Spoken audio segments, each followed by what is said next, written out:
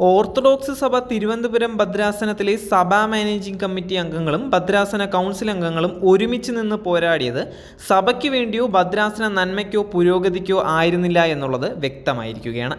കള്ളും കവറും സമ്മാനവും ഒക്കെ കൊടുത്ത് ആളുകളെയും പാതിരാമാരെയും കയ്യിലെടുത്ത് ജയിച്ചു വന്ന ഇവരുടെ ഏക ലക്ഷ്യം ഭദ്രാസന മെത്രോപൊലിത്തയെ ഒരു പാഠം പഠിപ്പിക്കുവാനും വരുതിയിലാക്കുവാനും നുണപ്രചരണങ്ങൾ നടത്തി സ്ഥാനം ത്യാഗം ചെയ്യിക്കാനും എന്നുള്ള രഹസ്യ അജണ്ട തന്നെയായിരുന്നു. ഈനാമ്പേച്ചിക്ക് മരപ്പെട്ടി കൂട്ടെന്ന് പറയുന്നത് പോലെ ഇതേ തന്ത്രത്തിൽ ജയിച്ചു വന്ന കൗൺസിൽ അംഗങ്ങളുടെയും ലക്ഷ്യം ഇത് മാത്രമാണ്. അതിനുവേണ്ടി കാതോലിക്ക ബാവയ്ക്ക് ഉദാരമായി പല പേരുകളിൽ നടക്കുന്ന സംരംഭങ്ങളുടെ പിരിവിൽ ഫണ്ട് നൽകി പ്രീതി സമ്പാദിച്ച് രഹസ്യം ചോർത്തുകയായിരുന്നു. ഇത് കാലങ്ങളായി തുടർന്നു വന്നു. എന്നാൽ അപ്രതീക്ഷിതമായി ഈ അരിപ്രാഞ്ചുകളുടെ മേൽ വീണ ഇടുത്തി ആയിരുന്നു തിരുവനന്തപുരം ബാവാപ്പറമ്പ് വസ്തുവിലുള്ള കാതോലിക്ക ബാവയുടെ അവകാശവാദം കോടതി തള്ളിയത്. ഇപ്പോൾ സത്യത്തിൽ കൊടുത്ത സംഭാവനകളെല്ലാം വെള്ളത്തിലായി.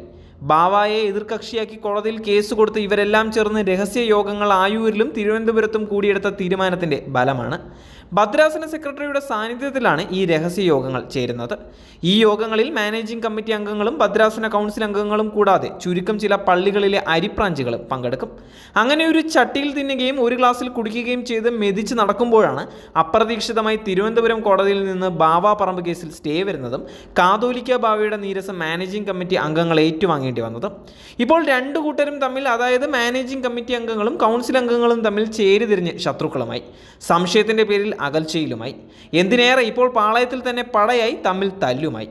കാതോലിക്ക ബാവയ്ക്കെതിരെ പോരാടുകയും കേസ് കൊടുക്കുകയും ചെയ്ത ഭദ്രാസന കൗൺസിൽ മെമ്പർ കൂടിയായ പാളയം കത്തീഡ്രൽ പള്ളി ട്രസ്റ്റിയെ തള്ളാനും വയ്യ കൊള്ളാനും വയ്യാത്ത സ്ഥിതിയായി അരിപ്രാഞ്ചുകൾക്ക്. പൊതുജനത്തിൻ്റെയും വൈദിക ഗണത്തിൻ്റെയും സഭാസ്നേഹികളുടെയും ബാവാപ്പറമ്പ് കേസിനെ പറ്റിയുള്ള ചോദ്യങ്ങൾക്ക് മറുപടി പറയുവാൻ സാധിക്കാതെ ഓടി ഒളിക്കുന്ന ഗതിയിലേക്ക് ഭരണസമിതിക്കാരെ കൊണ്ട് എത്തിച്ചു. കടിച്ചതുമില്ല പിടിച്ചതുമില്ല. ഈ സ്ഥിതിയിലായി ഇപ്പോൾ തിരുവനന്തപുരം ഭദ്രാസന മാനേജിംഗ് കമ്മിറ്റി കൗൺസിൽ അംഗങ്ങൾ. ദേവലോകത്തെ ആഗമാന റീഷിൻ്റെ ഉപദേശം ഒട്ട് ബലിക്കുന്നുമില്ല. കാതോലിക്ക ബാവയുടെ ബാവാപ്പറമ്പ് കല്ലിടൽ കർമ്മം കിളിർക്കാതിരുന്നാൽ മതി.